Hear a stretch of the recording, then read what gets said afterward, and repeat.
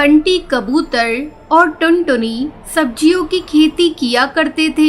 उनके घर के बाहर उनका छोटा सा खेत था।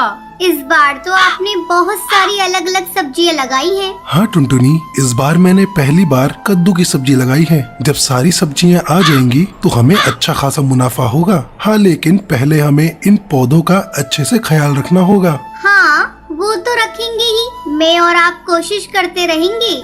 टुनटुनी और बंटी कबूतर मिलकर अपनी सब्जियों के खेतों का बहुत अच्छे से ख्याल रखते थे। उनके खेत ही उन दोनों की कमाई का जरिया थे। धीरे धीरे उनके पौधों में सब्जियां लग गई। ये देखकर वो दोनों बेहद खुश थे। लेकिन एक दिन टुनटुनी ने देखा कि घर का सारा राशन खत्म होने की कगार पर है। अजी सुनते हो, सारा राशन खत्म होने वाला है। आज आखिरी बार खाना बनाऊंगी। अच्छा, कोई बात नहीं, कल कुछ सब्जियां तोड़कर बाजार में बेच दूंगा, ठीक है? उस रात टुनटुनी और बंटी कबूतर सो गए। तभी तेज बारिश शुरू हो गई। बारिश के साथ तेज आंधी भी शुरू हो जाती है। मौसम अपना कहर बरसा रहा था। तभी एक बिजली की आवाज सुनकर टुनटुनी की नींद खुल गई। उसने बरसात की आवाज सुनी और अपने पति को उठाने लगी। अजी उठिए, उठिए, बाहर आंधी तूफान आया है। क्या? हाँ, आवाज सुनिए। जब बंटी कबूतर डाल पर आकर देखता है, तब तक तेज आंधी से सारे पेड़ पौधे उखड़ चुके थे। टुनटुनी, सारे पौधे उखड़ चुके हैं। हे राम! आप पहले अंदर आइए। बंटी कबूतर घर के अंदर आया और उसने दरवाजा बंद कर दिया।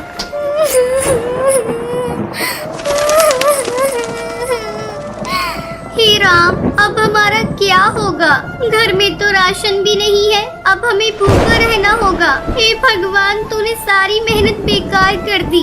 अब मैं क्या करूं? अब क्या होगा? रो मत टुनटुनी, कुछ न कुछ जरूर होगा, लेकिन हमें भूखे मरने की नौबत नहीं आएगी। मौसम की मार से उनके सारे पौधे खराब हो चुके थे। ये सोचकर वो दोनों परेशान थे और सुबह हुई और मौसम का कहर रुक गया। आंधियां बंद हो गईं। फिर टुनटुनी और बंटी कबूतर अपने खेत में आए। यहाँ तो सब कुछ तितर बितर हो चुका है, सिवाय इस कद्दू के। तभी उनकी नजरों के सामने एक बड़ा सा कद्दू चमक रहा था।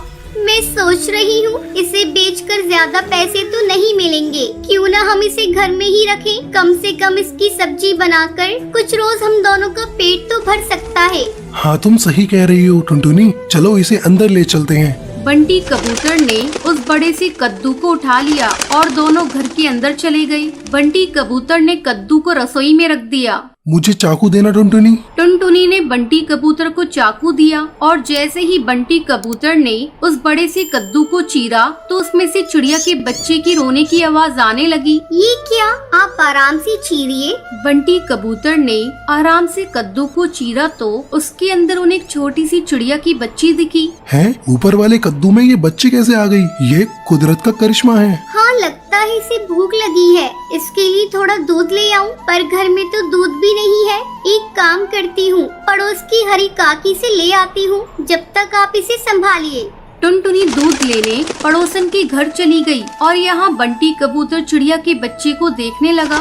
भला कद्दू के अंदर ये चिड़िया का बच्चा कैसे आ गया? लगता है ये कोई मामूली चिड़िया नहीं है, जरूर ये करिश्माई है। कुछ देर बाद टुनटुनी दूध लेकर आ गई। टुनटुनी ने जैसे ही बच्ची को दूध पिलाया, वैसे ही उसके पंखों से सोने के सिक्कों की बारिश होने लगी। सोने के सिक्के देखकर बंटी कबूतर और टुनटुनी दोनों हैरानी में पड़ गए। कहीं ये ख्वाब तो नहीं? नहीं, ये सब हकीकत है। ये चिड़िया कोई आम चिड़िया नहीं है, ये जरूर कोई जादुई चिड़िया है। अब हमें क्या करना चाहिए?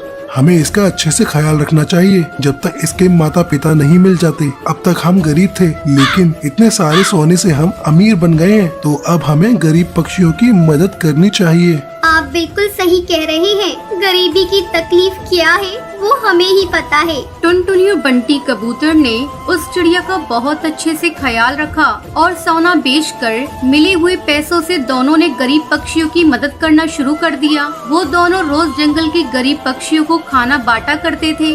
ऊपर वाला तुम्हें हमेशा बरकत दे। शुक्रिया कालू कौवे, शुक्रिया। टुनटुनी और बंटी कबूतर गरीब पक्षियों की मदद करके अपना जीवन खुशी खुशी बिताने लगते हैं।